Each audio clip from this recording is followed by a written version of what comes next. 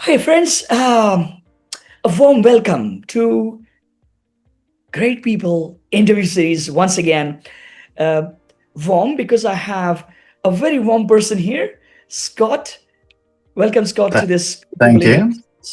Thanks for having me. Pleasure to be here. It was a great talking to you for such a long time before this interview.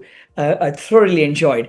And, friends, uh, what you think about experience? Have you had a digital bank recently you came across? And did you open the account in kind of 5 minutes? Have you had that kind of an experience? Well, yes, that's precisely what we're going to be discussing. How do you transform experience? And Scott is really a champion. I must say, he's a champion, and his team and his global team is working across the world to transform experiences. And today, we see in retail, lots of people call their outlets as shops, but many have started experience centers. So Exactly. one must wonder, what is the difference? It's just a glorified name? Well, I'm not the right person. It's Scott who is going to talk about experience. So Scott, just give us your view about, how you categorize experiences, and then we'll go into the flow and try and understand some examples of how Mm, you have transformed experiences for people and give them some solid takeaways for the listeners. Perfect. So you know what we can do? I think it'll add a lot of value. I'll give you a broad overview of how we see experience. Okay. I'll give you our philosophy of how we deploy experience. We can then break it down to our approach. So how do we tackle the three different types of experiences, which maybe some people aren't familiar with? And then maybe after that, I can go into that transformation process and how we've maybe applied that to maybe an example, just to give some relevant information. And Perfect. I'll leave you with some mistakes, things to avoid, things not to do. How does that Brilliant. sound? Brilliant. Let's get going. Okay, cool. All right. So from an experience transformation perspective, it's a no longer nice to have thing. I mean, back in the day, I think it was thought of as a luxury thing to have, but right now it's a competitive advantage. It's the backbone to how we succeed. How do we differentiate? How do we land grab? And how do we retain? So at Blot, we don't see customer experience, in user experience, or employee experience as separate efforts. They're kind of like this interconnected system that all drives value. So you can't focus here, not focus here. It's an engine. All right. Experience is an engine, and it needs to be well oiled in order for you to drive immense value. So at Blot, our philosophy is three things, right? We've got three pillars. We've got human-centric. So we're human-centric and system aware. So what does that mean? We believe experience transformation, it's not just about what you see, all right?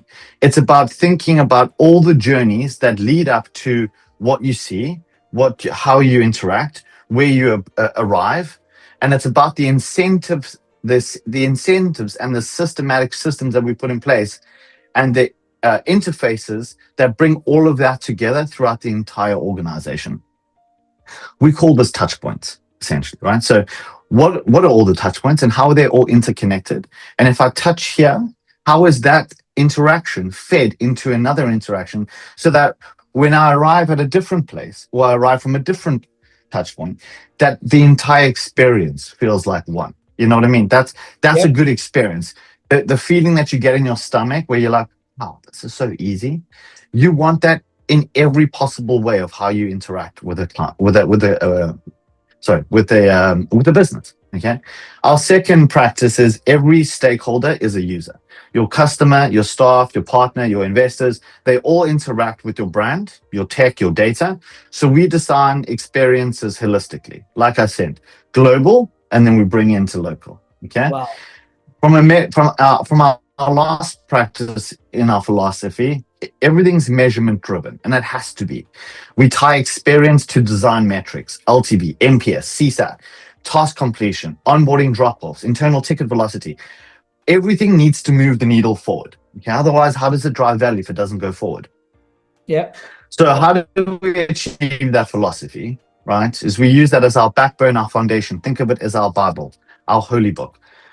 Our approach to that is we break up experience transformation into three verticals, if you want to call it. So customer experience, user experience, and employee experience. So customer experience, what does that look like? So from our approach, it's end-to-end journey mapping. So from the first touch all the way through to support. Okay, think of it like the life cycle of the interaction with the business. So I'll give you an example. Think of fintech onboarding, right? So if we do a fintech onboarding revamp, i.e., we're going to redo it to make it better, we help neobanks reduce the onboarding time from 11 minutes to 4. And we do this by rethinking document upload, KYC, progress feedback, error recovery. Think of it like we need to build engines that do all the thinking so that our users have to do less of the thinking. The less thinking our users have to do, the quicker things happen, right? So why not build machines? That's what machines are there for, right? But why not build machines to do all the heavy lifting, right? Life is as stressful as it is. Just make the machines do all of that so I can get on with my life and spend more time with my family and do things that actually really matter to me. Then from a CX tip, just to tie that into a bow, always, this is something we've learned along the way. So take it from where it comes, but always build for moments of high emotion. Okay. So if you think about joining a service or joining a product, the areas of high emotion, frustration, and joy come in the following: onboarding, errors, cancellations, payments. These areas, these touch points are all brand defining. If you get it wrong in a payment section, and a payment flow, and a payment reconciliation, and a refund, if you get that wrong, you lose trust. You're done for. Okay, and why? Because it creates fear, and when you create fear, you create resentment, and you're lost. Okay, so that's customer experience. From a user experience perspective, we deploy framework-driven design. So we use Double Diamond and jobs to be done. So we use task-based heuristics. So we do job to be done interviews, and we do rapid prototyping, right? And then we do testing. Now with AI, which is a great tool, by the way, we can do all of that a lot faster. So we can do testing while we're prototyping, and it's amazing, right? Then I'll give you an example just to tie that one up. So let's say we're doing a climate data platform. We've just happened to have a client we did a climate startup.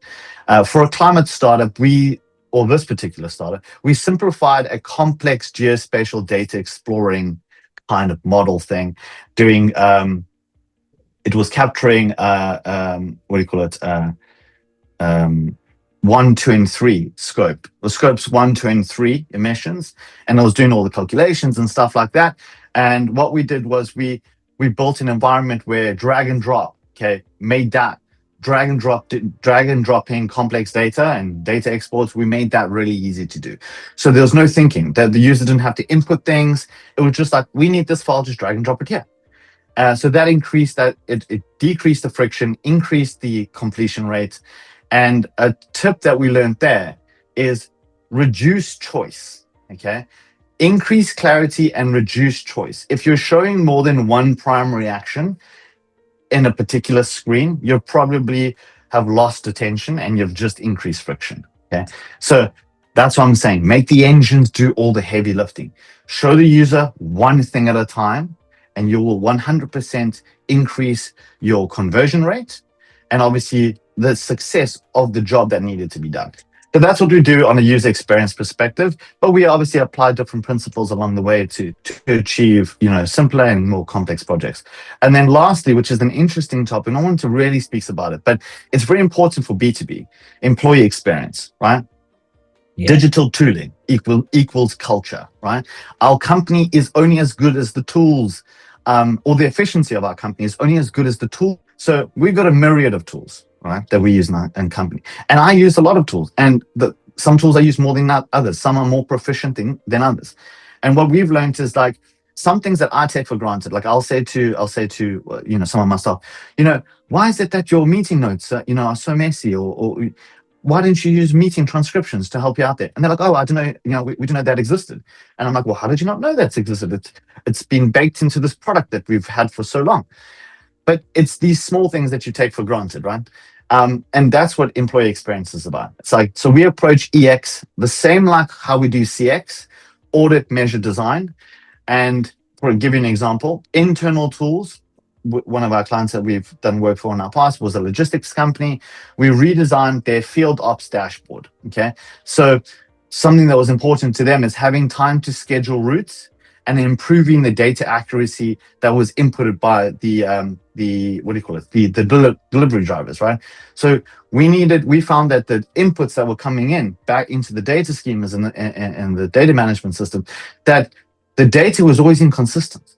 So what we did was we found ways to, like I said, make the machines think more from the users. So what we were using the back end, we're using mapping technology to triangulate where they were, so they didn't have to put in an address. Okay, we were using things like what three words to define in an onboarding journey was to define where a particular merchant was, so that because merchants in Africa, not all of them have physical addresses like we're lucky to have here in London.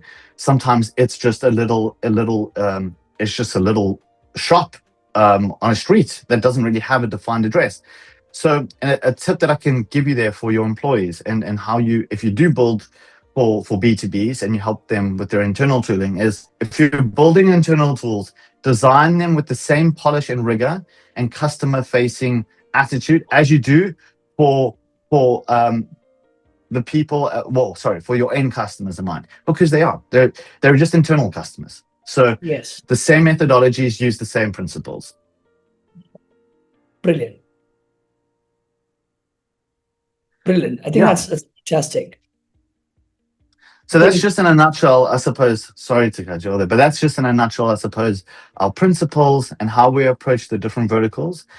But what's probably worth noting is all of that, all of what I just explained to you right now, sounds like very designery, but actually it's an amalgamation of multiple talents. Like when I say design, I don't necessarily just mean someone designing a screen, or I mean architectural design, okay, system design, data design.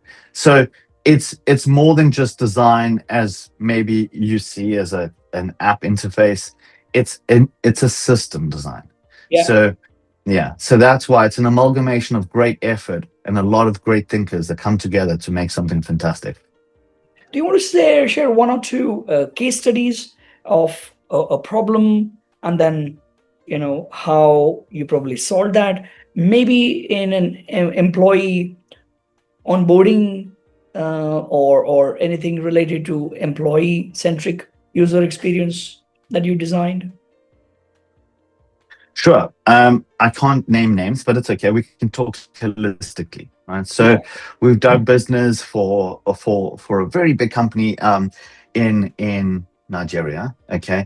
And we know, being Africans, we know that there are complexities to designing technology for Africa, right? There are just things that within an African region, there are things that end users just can and cannot control. Okay, most of the time they can't control it, and I'll give you some ideas of what that is. So, for example, we take fast internet for granted. We take the fact that we have fiber here in London, and like we're getting like 500 megs a second. Like that is like unheard of in Nigeria. Yeah. Okay, and even though there are massive telcos and all this stuff, and there's a huge adoption of innovation technology, i.e. like mobile devices and all this stuff, the foundation, the backbone that support these devices is still not as rugged as what we have here.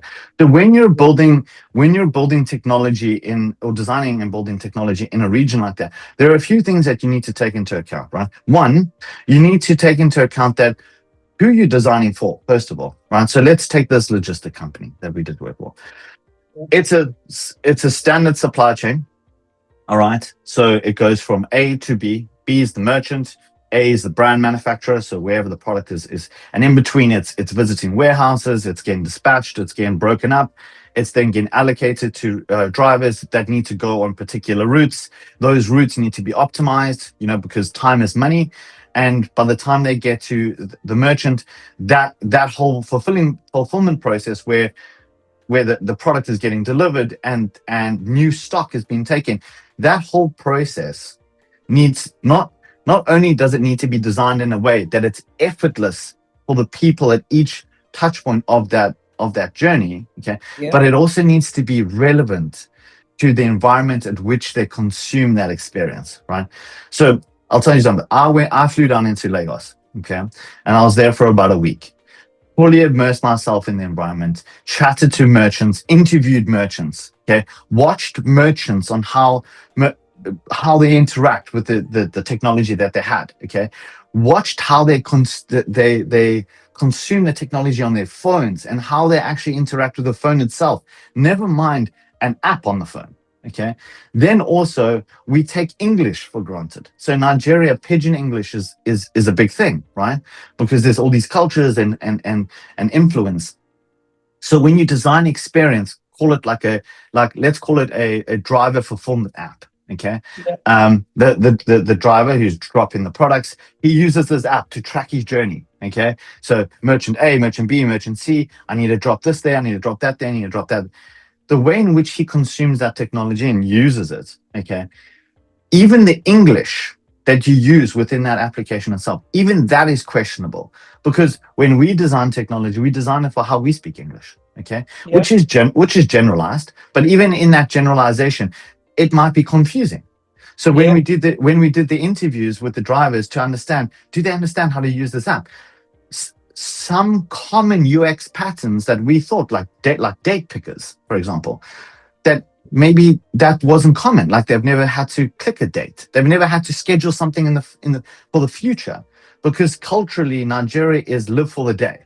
Okay, so everything's like there's no proactivity, it's reactivity. So everything's like in the moment. So it's, even such a simple experience like that was not common.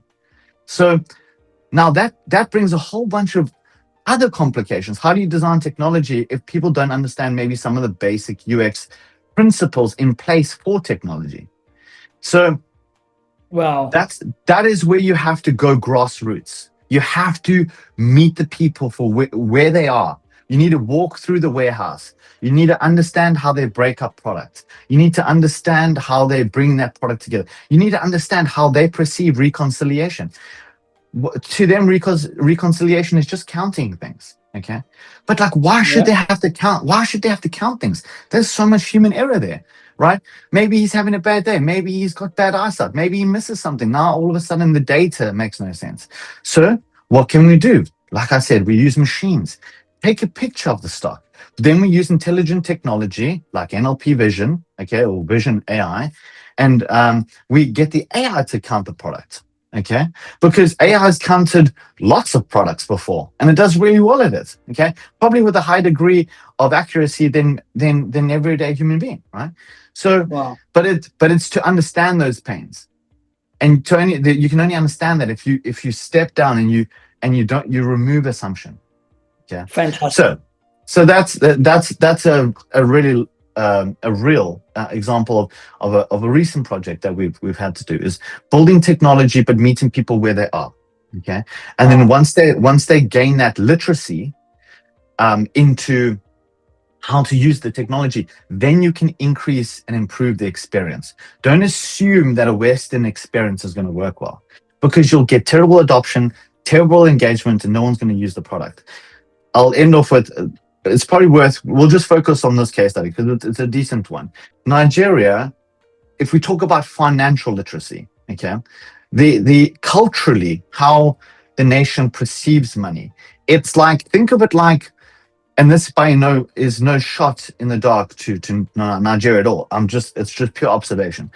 It's the perception of money is you earn, you consume, you earn and you consume, but that happens far quicker than environments like London. So you're earning and you're consuming daily, right? And a lot of that time, there's no surplus. So like I mentioned before, you're living for the day. So there's also no Yeah. pre-planning for the future. There's no succession planning, if that makes sense, right?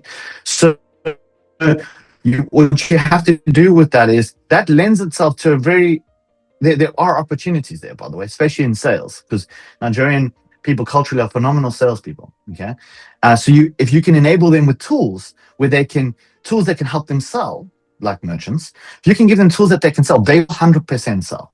So this is when we worked on a credit product. The biggest thing for Nigerian merchants is they sell everything that they have, and then they start the next day. So how do you give them more than they can afford? Because if you can give them more than they can afford, they will 100% sell that. Yeah. It's the capex is the problem. It's the capital that's the issue. So if you can give them product and build risk models around that product, they will sell more than they can afford. Now that's a huge benefit to them because they're making more money. Okay, they have the capacity to make more money. That money then transpires all the way down into their families. They can afford more things. They can better their merchant environments. They can gather more, sell more, attract more customers, etc., etc. Now that we're changing the fabric of financial commerce, like trading commerce in Nigeria, because culturally right now it's cash, but then there's also cashless, and Nigerians have been burnt heavily by the banks. I mean, there was that whole scandal 2 years ago where the banks basically burnt all this cash, which forced everyone into weird things like crypto and stuff like that. So there's no trust around that. But if we can build an environment where the merchants are empowered and the literacy of just general trade and commerce, we're increasing that. Okay, Wow. you will fundamentally shift the entire fabric of the foundations of Nigeria, right? Fantastic. And that's what we're working on right now. Wow, that's fantastic. I think, we could probably go on because you have so much of experience and good stories and real insights to share. Probably we need a much longer session, maybe a webinar format Yeah, no rather than problem, an no interview problem. format. And I know you have a next call coming up. So let me wind up this interview with Sure. thanking you for your time, your insights, and wonderful examples that you shared. Thank you once again, Scott. Absolute pleasure. Have a great day. You too. Thank you.